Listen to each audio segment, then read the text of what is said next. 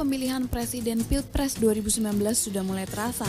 Selain dua nama besar Joko Widodo atau Jokowi dan Prabowo Subianto, Pilpres 2019 bukan tidak mungkin bakal diramaikan oleh nama-nama baru, salah satunya Anies Baswedan. Lembaga survei Indobarometer belum lama ini melakukan rilis hasil survei terakhir yang disampaikan publik tentang penantang potensial Jokowi di Pilpres 2019. Muncul nama Anies Baswedan, Gubernur DKI Jakarta yang cukup diperhitungkan. Survei dilakukan pada 15 hingga 23 November 2017 kepada 1.200 responden di 34 provinsi.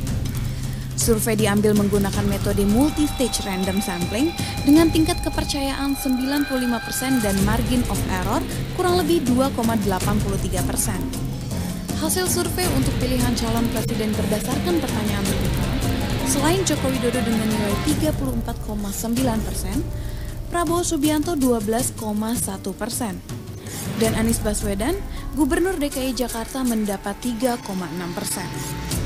Dan untuk pilihan calon presiden dengan 16 nama capres dengan pertanyaan tertutup, Jokowi mendapat 41,8%, Prabowo Subianto 13,6%, dan Anies Baswedan 4,5%. Sementara itu, Gubernur DKI Jakarta Anies Baswedan menempati posisi tertinggi sebagai cawapres. Berdasarkan pertanyaan terbuka, elektabilitas Anies mendapat nilai 10,5%. Sedangkan berdasarkan pertanyaan tertutup dengan dibatasi 12 nama cawapres, elektabilitas Anies meningkat menjadi 11,8%. Dari angka survei Indobarometer, jika Jokowi berhadapan dengan Anies Baswedan, maka persentase elektabilitasnya adalah 47,0% versus 20,5%. Melihat angka-angka yang ditampilkan di hasil survei, Anies Baswedan berpeluang menjadi pendatang baru yang patut diperhitungkan untuk Pilpres 2019. Apakah Anies Baswedan yang kini menjadi Gubernur DKI Jakarta tergoda untuk mengikuti kompetisi di Pilpres 2019 mendatang? Kita lihat nanti.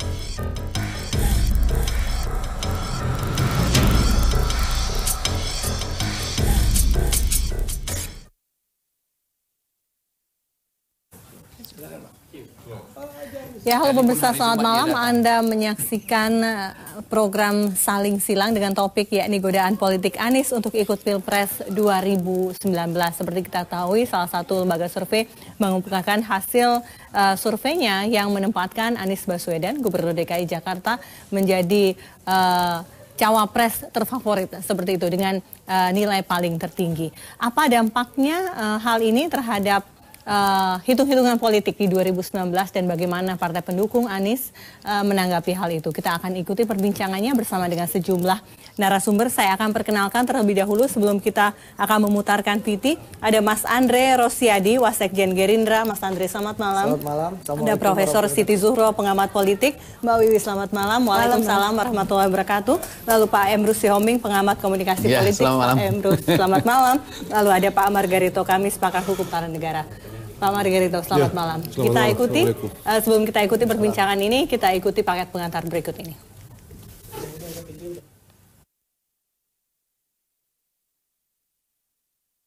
Kita langsung mulai perbincangan ini. Tadi kita sempat putarkan informasi mengenai hasil survei tersebut. Saya ke Pak Mas Andre dulu. Mas Andre, bagaimana Gerindra menanggapi hal ini? Ya, hasil survei yang menunjukkan Mas Anies punya hasil survei yang tinggi, tentu ini menunjukkan pasti membanggakan dong ya. Menunjukkan bahwa memang pilihan Pak Prabowo dan Partai Gerindra kepada Anies dan Sandi nggak salah. Dan juga menunjukkan bahwa selama 1 bulan Anies dan Sandi menjadi Gubernur DKI, ini menunjukkan bahwa masyarakat puas. Selain bangga, tapi ada kecemasan tidak? Oh enggak, kita nggak usah cemas. Santai saja. Santai saja, karena Partai Gerindra tidak khawatir begitu Pak Anies akan mencuri momen ini dan meninggalkan Gerindra. Jadi saya boleh cerita sedikit. Pertama, bahwa ini menunjukkan bahwa pilihan kami tidak salah, bahwa Mas Anies dan Bang Sandi bekerja dan diapresiasi oleh masyarakat. Ya. Bagaimana Anies berani. Hanya Anies saja loh, Mas Sandinya nggak masuk. Ya, karena Sandi tidak disurvei. Anies dan Sandi juga disurvei, tapi tidak masuk dalam 10 berhasil menutup surga dunia, kata Pak Ahok. Yang Pak Ahok nggak berani ditutup.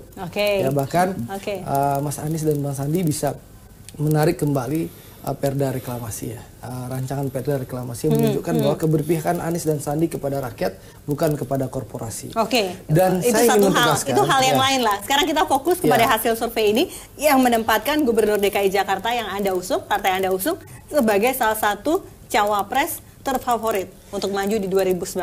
Bagaimana Gerindra melihat ini? Dari Partai Gerindra sendiri, insya Allah hampir 100% Gerindra akan mencalonkan Pak Prabowo Subianto menjadi Presiden Republik Indonesia tahun 2019. Dan wakilnya? Dan wakilnya tentu kita lihat dinamika politik. Politik itu sangat dinamis. Tentu kita memperhatikan berbagai tokoh yang ada, termasuk Mas Anies yang surveinya tentu cukup tinggi untuk. Jadi terbuka peluang dari Gerindra untuk mendampingkan Pak Prabowo dengan Anies Baswedan, seperti itu. Di situ saja dulu, Mas. Saya ingin ke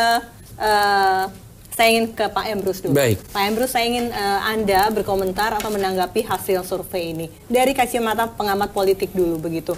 Tidakkah ini terlalu dini, atau memang momennya sudah tepat, atau memang betul-betul memang hasil, ya saya yakin hasil objektif ya, begitu ya, atas penempatan. Ini kan hasil survei yang kuantitatif gitu ya. Tetapi kuantitatif ini bisa juga dimaknai sebagai kualitatif. Artinya bahwa masyarakat menyenangi Anies gitu. Karena memang elektabilitas dari hasil survei itu sebagai cawapres dia berada posisi yang tertinggi. Dengan kata lain sama saja maknanya adalah masyarakat menginginkan Anies untuk maju. Kan itu makna kualitatifnya. Oleh karena itulah saya pikir ketika rakyat mengajukan siapapun putra-putri terbaik bangsa ini, ya silakan saja. Jangan kita halang-halangi. Termasuk Partai Gerindra dan lain-lain sebagainya. Justru saya berpandangan bahwa kita sudah melihat Pak Prabowo sudah 2 kali maju. Pertama menjadi wakil presiden bersama Megawati. Kemudian kemarin... Dan hasilnya bagaimana? Ya, kemudian kalah. Dan kemudian Prabowo maju.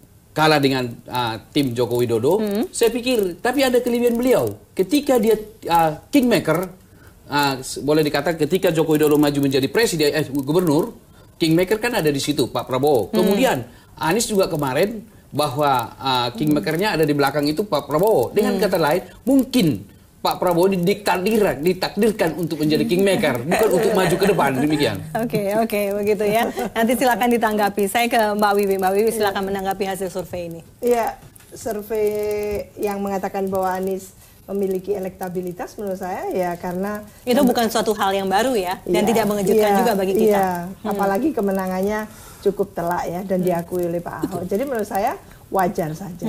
Cuman menjadi tidak wajar kalau ada katakan pejabat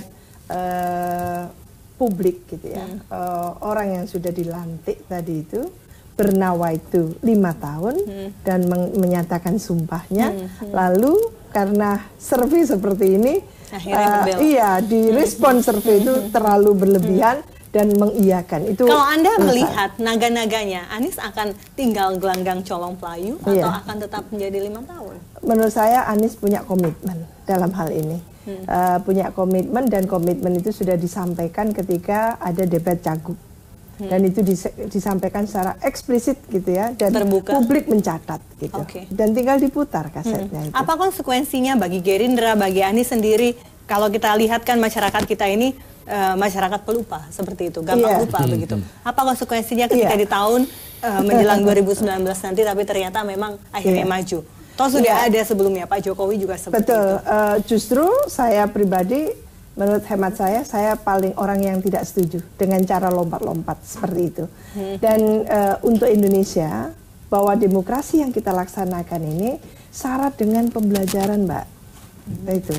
Jadi karena syarat dengan pembelajaran, Mbak Fesi, kita harus menggarisbawahi bahwa ini adalah proses pembelajaran di mana kita harus melakukan learning by doing ya, demokrasi ini dengan cukup elok gitu. Jadi ada pembelajaran mentransfer values gitu ya di situ, bahwa menjadi pejabat negara, pejabat publik itu penuh tanggung jawab moral. Jadi ada tanggung jawabnya.